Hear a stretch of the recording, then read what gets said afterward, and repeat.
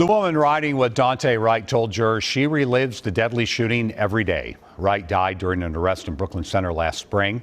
Former police officer Kim Potter shot him. She will testify that she mistook her gun for her taser. Our Reg Chapman joins us now live from the outside of the courthouse in Minneapolis with the late news of a mistrial request. Reg.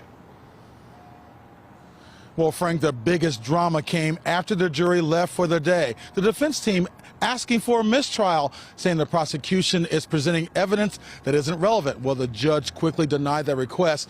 It was certainly an interesting start of the day that actually began with a woman on the stand who was in a car with Daunte Wright when he was pulled over and shot by police.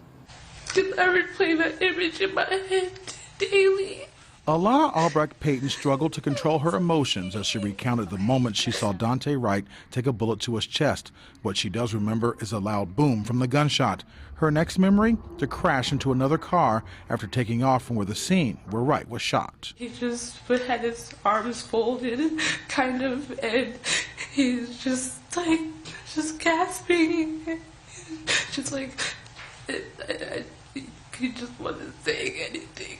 Brooklyn Center officer Douglas Salvosa was driving behind the car that Wright slammed into after he was shot and fled the scene. He knew the car was part of a traffic stop and took off. What he didn't know was how many people were in the car or if they were armed. Put your hands up! Put your hands up! Salvosa testified that the car's tinted windows kept him from knowing who was in the car. He called for backup. But get him here on the revs. I'm by myself. And begged Wright's companion inside the car to help them so they could help him. Out of the car so we can help him! Video showed the effort officers made to get Wright out of the car in attempts to revive him. It also showed Officer Salvosa speaking with Wright's parents. It was during this conversation the officer said he learned Wright was shot by a Brooklyn Center police officer.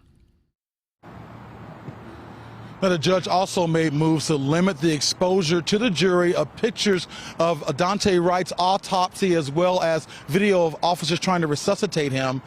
The deliberations again begins. Actually, the trial continues, in the morning at 10 a.m. Yes, it does. All right, Reg, thank you. You can scan our QR code that you see on the screen right now to watch full testimony of Wright's passenger.